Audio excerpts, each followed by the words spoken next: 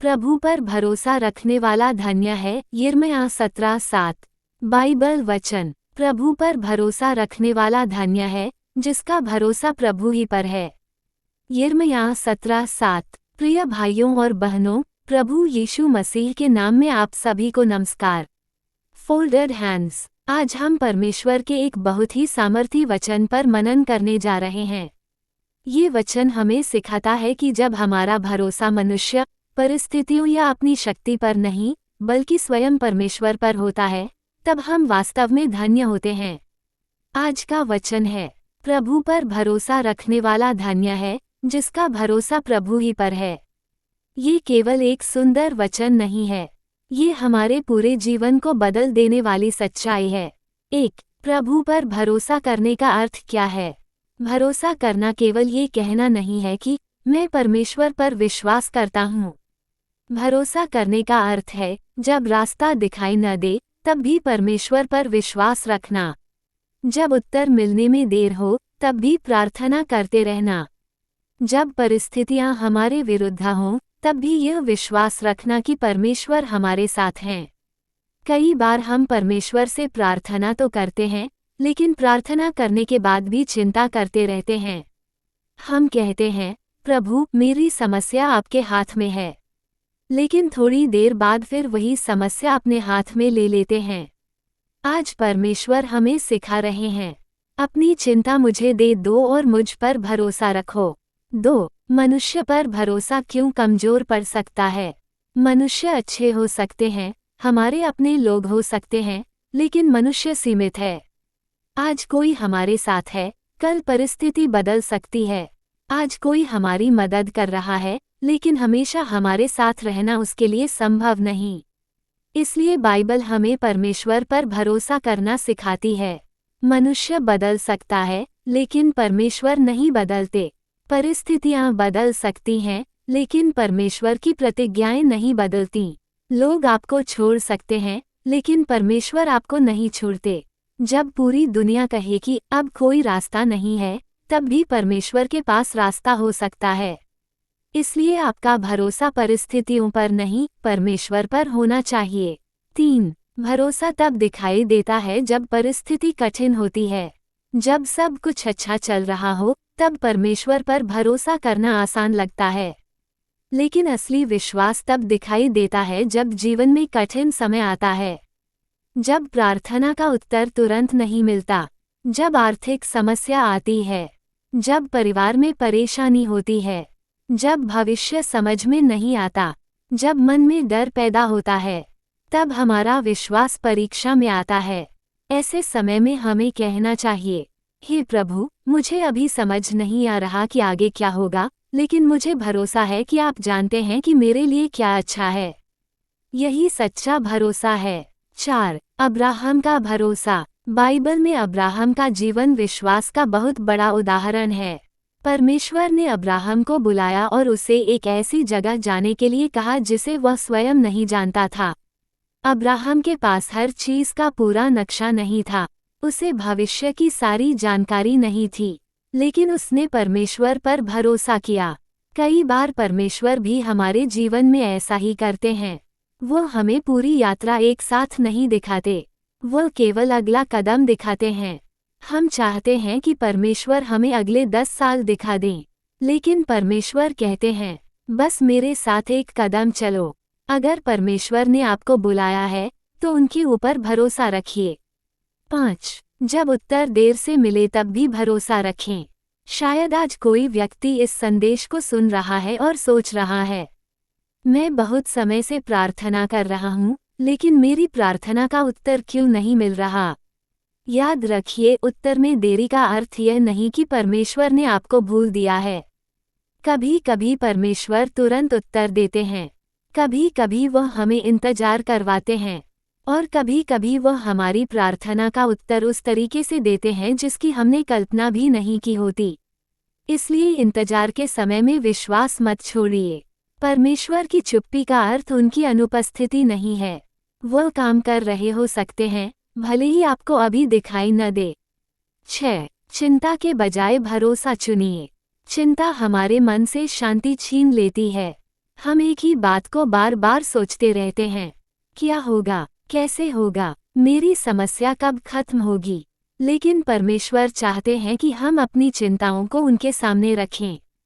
जब चिंता आए तो प्रार्थना करें, हे प्रभु, ये समस्या मेरी समझ से बाहर है, लेकिन यह आपकी समझ से बाहर नहीं है, इसलिए मैं इसे आपके हाथों में सौंपता हूँ।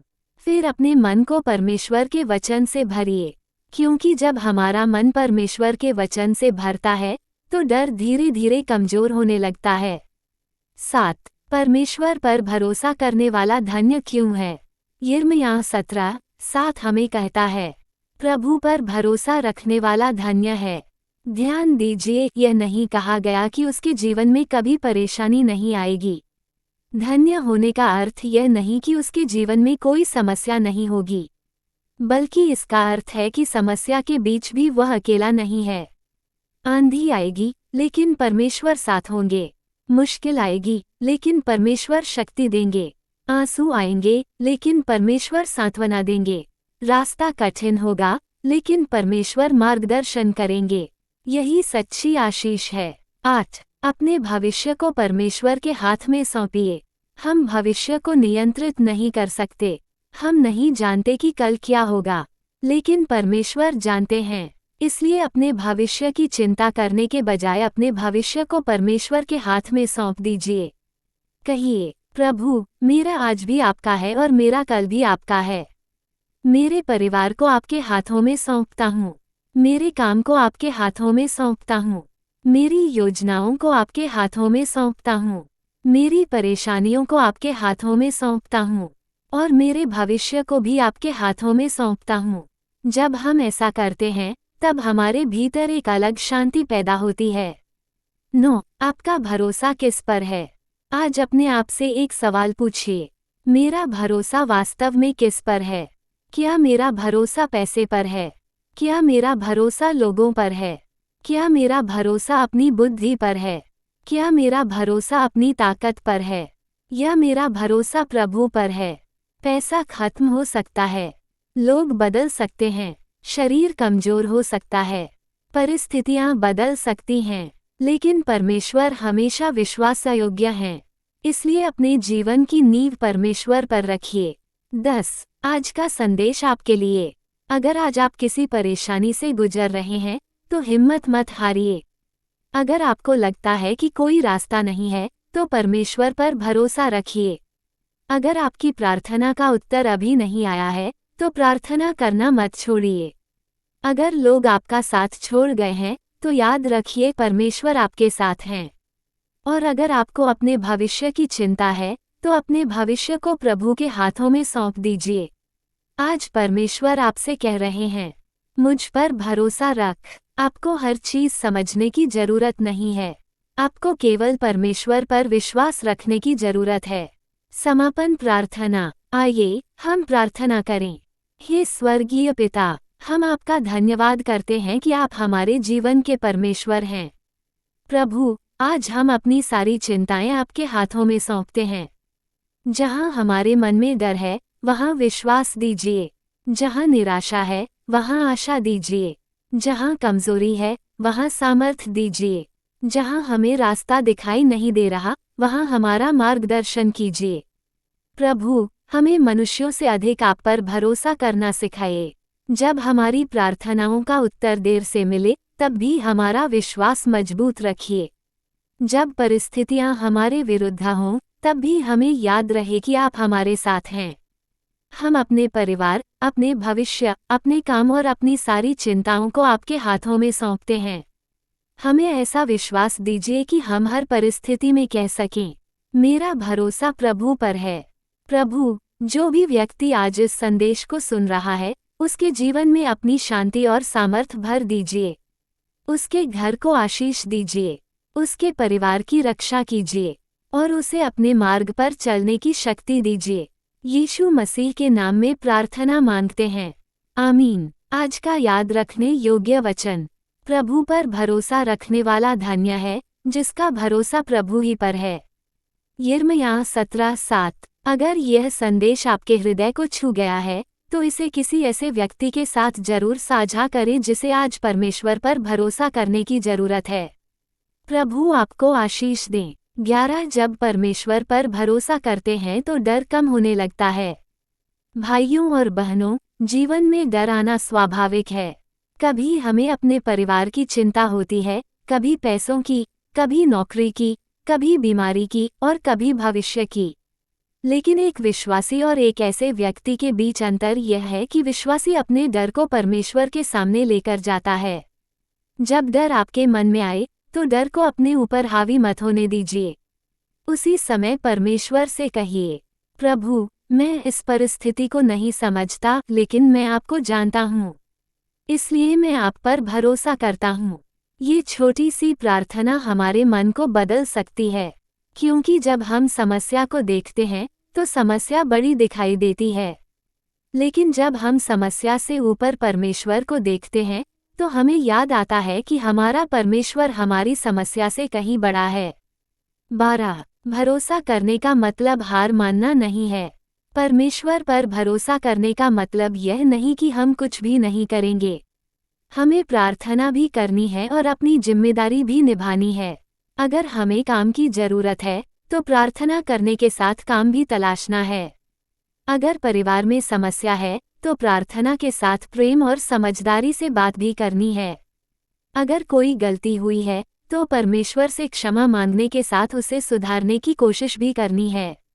भरोसा करने का अर्थ है अपना पूरा प्रयास करना और अंतिम परिणाम परमेश्वर के हाथ में छोड़ देना।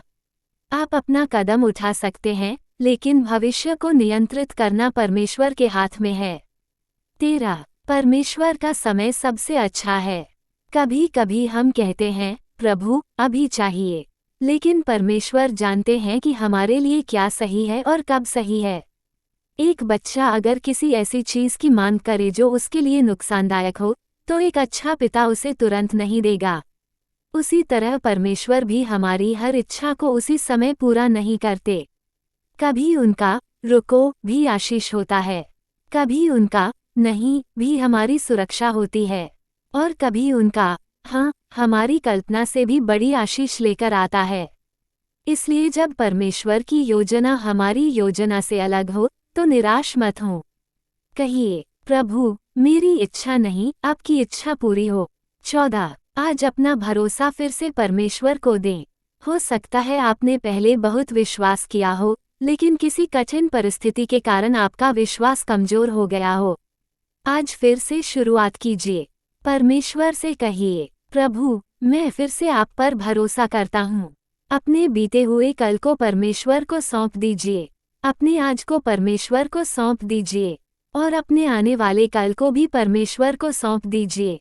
आपको हर सवाल का जवाब आज नहीं चाहिए, आपको हर रास्ता अभी दिखाई देना जरूरी नहीं है।